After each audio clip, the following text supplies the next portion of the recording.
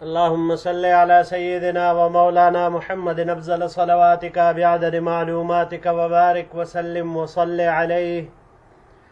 بسم اللہ الرحمن الرحیم. عزیز طلباء کرام، امید ہے انشاءاللہ العزیز آپ سب خیر و عافیت سے ہوں گے.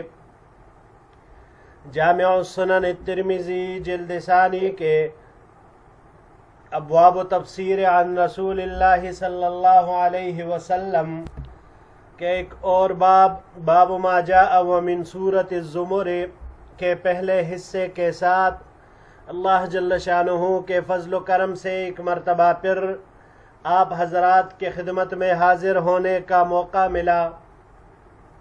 بحمداللہ تعالی. عزیز طلباء کرام، آج ہمارا سبق نمبر 414 ہے، تو بڑھتے ہیں اپنے سبق کی طرف.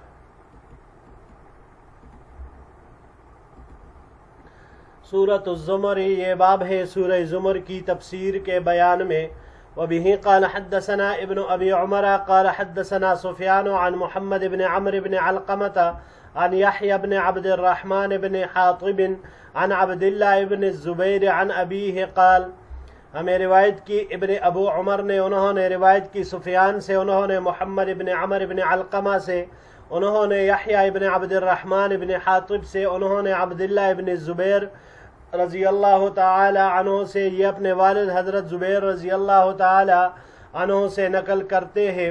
انہوں نے فرمایا لما نزلت ثم انکم یوم القیامت عند ربکم تختصمون قال الزبیر، جب یہ آیت کریمہ نازل ہوئی ثم انکم یوم القیامت عند ربکم تختصمون، پھر تم قیامت کے دن اپنے پروردگار کے پاس جھگڑو گے، تو زبیر رضی اللہ تعالیٰ عنہ نے پوچھا یا رسول اللہ اتکرر علینا الخصومت بعد الذی کان بیننا فی الدنیا، یا رسول اللہ صلی اللہ علیہ وسلم، کیا ہمارے خلاف دوبارہ جھگڑا کیا جائے گا اس وقت کے بعد جو دنیا میں ہمارے درمیان ہو چکا؟ یعنی دنیا میں بھی ہم اس کو کر چکے تو یہ ہمارے خلاف آخرت میں بھی ہوگی. قال نعم، حضور نبی کریم صلی اللہ علیہ وسلم نے ارشاد فرمایا ہاں. فقال ان الامر اذن لشدید، زبیر رضی اللہ تعالی عنہ نے کہا تب تو معاملہ بہت ہی سنگین ہے. ھذا حدیث حسن صحیح، یہ حدیث حسن صحیح ہے. وبه قال حدثنا عبد بن حمید قال حدثنا حبان بن هلال وسليمان بن حرب وحجاج بن منهال قالوا حدثنا حماد بن سلمة عن ثابت عن شاهر بن حوشب عن اسماء بنت يزيد قالت. ہمیں روایت کی عبد بن حمید نے، انہوں نے روایت کی حبان بن ہلال سے اور سلیمان بن حرب سے اور حجاج بن منہال سے، یہ تینوں حضرات فرماتے ہیں. ہمیں روایت کی حماد بن سلمہ نے، انہوں نے ثابت سے، انہوں نے شاہر بن حوشب سے، انہوں نے اسماء بنت یزید رضی اللہ تعالی عنہا سے. قالت، وہ فرماتی ہے سمعت رسول اللہ صلی اللہ علیہ وسلم یقرأ یا عبادی الذین اسرفوا علی انفسهم لا تقنطوا من رحمت اللہ ان اللہ یغفر الذنوب جمیعا ولا یبالی. حضور نبی کریم صلی اللہ علیہ وسلم نے یہ آیت کریمہ پڑھی یا عبادی الذین اسرفوا علی انفسهم لا تقنطوا من رحمت اللہ.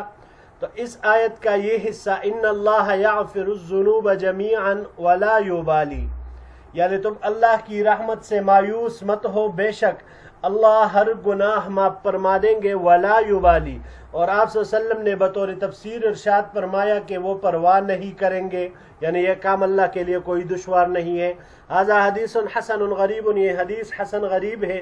لا نعرفه الا من حدیث ثابت عن شاہر بن حوشب، ہم نہیں جانتے اسے مگر ثابت کی روایت سے، اور وہ شاہر بن حوشب سے اس کو روایت کرتے ہیں. جی عزیز طلباء کرام، دو آیات کریمہ کے بارے میں دو روایتیں اس سلائیڈ پر ذکر ہے. پہلی روایت جو یہاں پر ذکر ہوئی سورہ زمر کی آیت نمبر 31 کہ جس میں ذکر ہوا ثم انکم یوم القیامت عند ربکم تختصمون، یعنی اللہ کے ہاں بھی اسی طرح مخاصمہ ہوگا. یہاں یاد رکھیے گا عزیز طلباء کرام، آخرت میں مظلوم ظالموں کے خلاف اللہ کی عدالت میں مقدمات دائر کریں گے، اپیل کریں گے، اور وہاں ان کے اظہارات سنے جائیں گے، اور پھر اللہ جل شانہ جو کہ احکم الحاکمین ہے، جو کہ سب سے بہترین عدل کرنے والے ہیں، انصاف کرنے والے ہیں، پھر وہاں پر اللہ جل شانہ ہر حقدار کو اس کا حق دے گا اور ہر کسی کو انصاف دیا جائے گا۔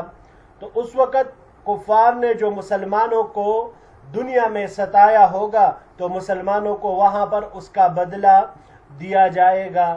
یہی وجہ ہے کہ وہ دن، قیامت کا دن، ظالموں کے حق میں نہایت ہی سخت دن ہوگا۔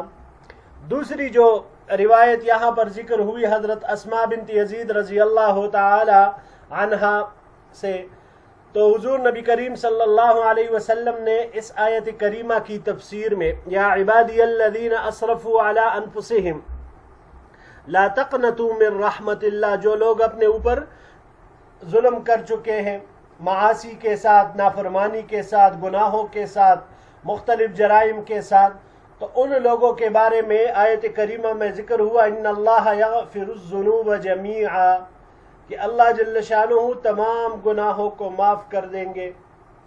تو حضور نبی کریم صلی اللہ علیہ وسلم نے اس کی تفسیر میں فرمایا کہ تمام گناہوں کو معاف فرما دیں گے، ولا یبالی، اور اللہ جل شانہ پرواہ نہیں کریں گے، یعنی یہ کام اللہ جل شانہ کے لیے کوئی دشوار نہیں،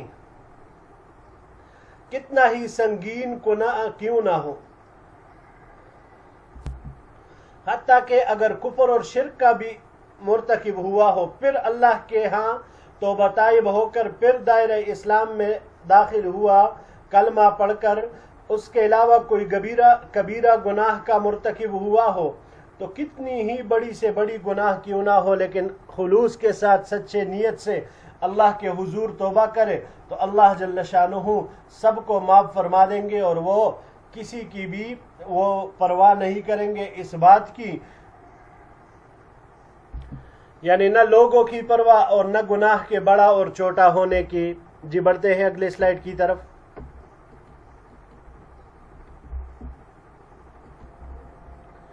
وبه قال حدثنا بندار قال حدثنا يحيى بن سعيد قال حدثنا سفيان قال حدثني منصور وسليمان الأعمش عن إبراهيم عن عبيدة عن عبد الله قال جاء يهودي إلى النبي صلى الله عليه وسلم فقال يا محمد صلی اللہ علیہ وسلم۔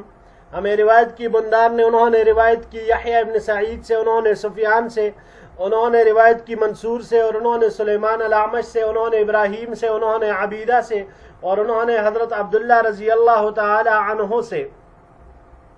عبداللہ ابن مسعود رضی اللہ تعالی عنہ فرماتے ہیں کہ ایک یہودی حضور نبی کریم صلی اللہ علیہ وسلم کے خدمت میں حاضر ہوا اور عرض کیا کہ اے محمد صلی اللہ علیہ وسلم، ان اللہ یمسک السماوات علی اصبع والجبال علی اصبع والارضین علی اصبع والخلائق علی اصبع ثم يقول انا الملك قال فضحك النبي صلى الله عليه وسلم حتى بدت نواجذه قال وما قدر الله حق قدره هذا حدیث حسن صحیح، کہ بے شک اللہ جل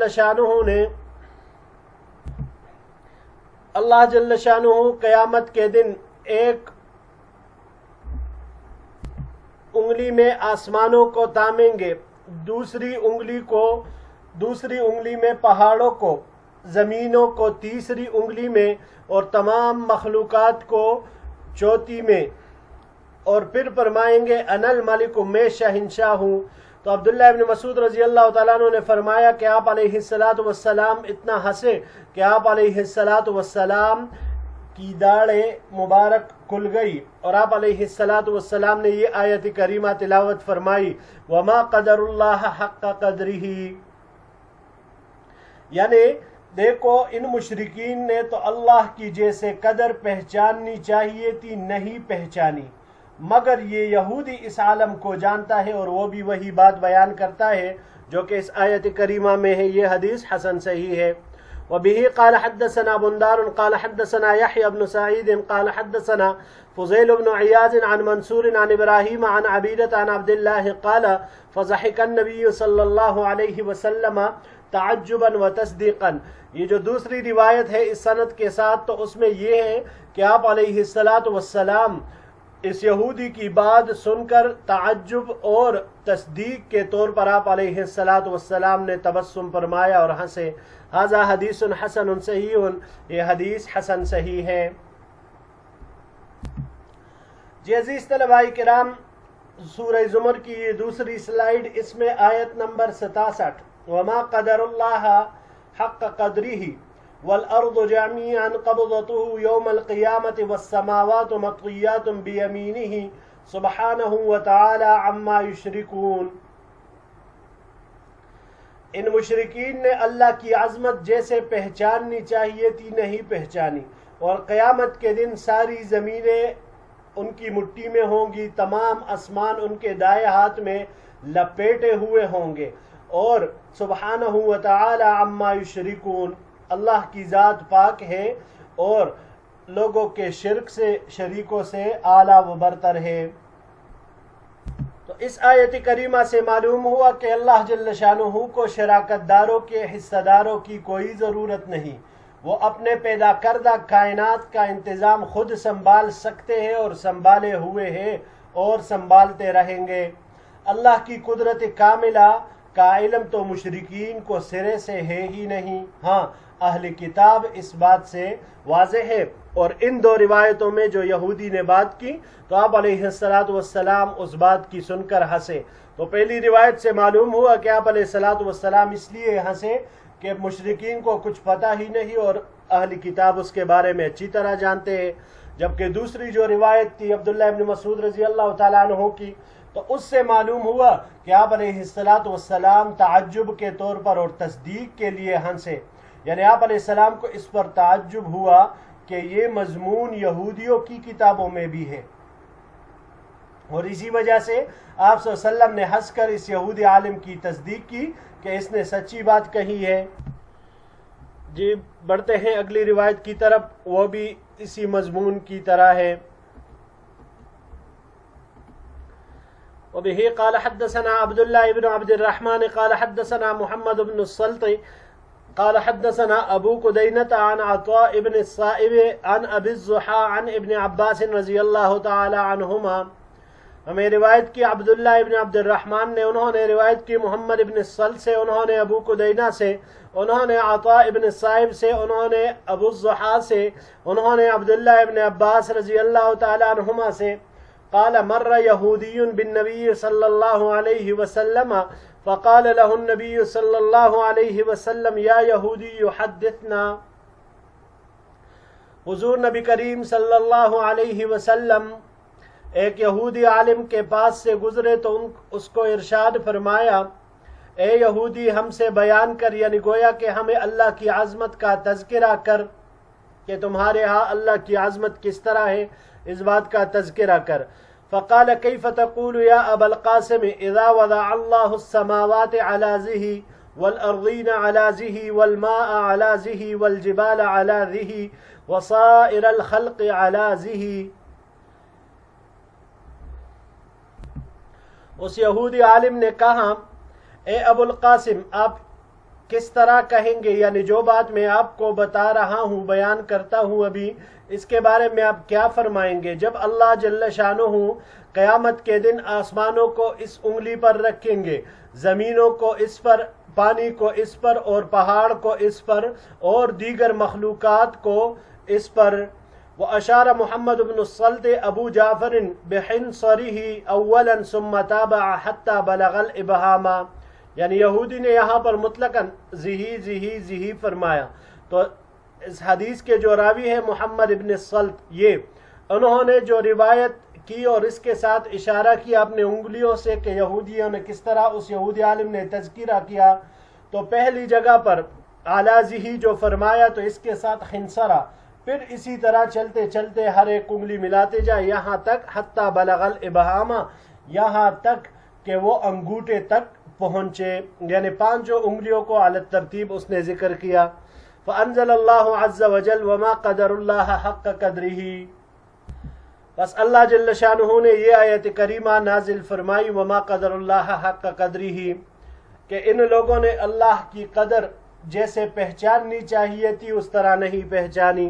ھذا حدیث حسن غریب صحیح، یہ حدیث حسن غریب صحیح ہے، لا نعرفہ الا من ھذا الوجہ، ہم نہیں جانتے اسے مگر اسی طریق سے۔ وہ ابو قدینہ، یہ جو راوی جن سے محمد بن السلط نے یہ روایت کی ہے، اسمہ یحییٰ بن محلب، اس کا نام یحییٰ ابن محلب ہے۔ ورأیت محمد بن اسماعیل روا ھذا الحدیث عن الحسن بن شجاع عن محمد ابن السلط، اور میں نے امام بخاری رحمہ اللہ کو دیکھا جنہوں نے اس حدیث کو حسن ابن شجاع سے اور انہوں نے اس کو محمد ابن السلط سے نقل کیا ہے، یعنی مطلب یہ راوی صحیح ہے اور امام بخاری نے بھی ان کی روایت کو نقل کیا ہے۔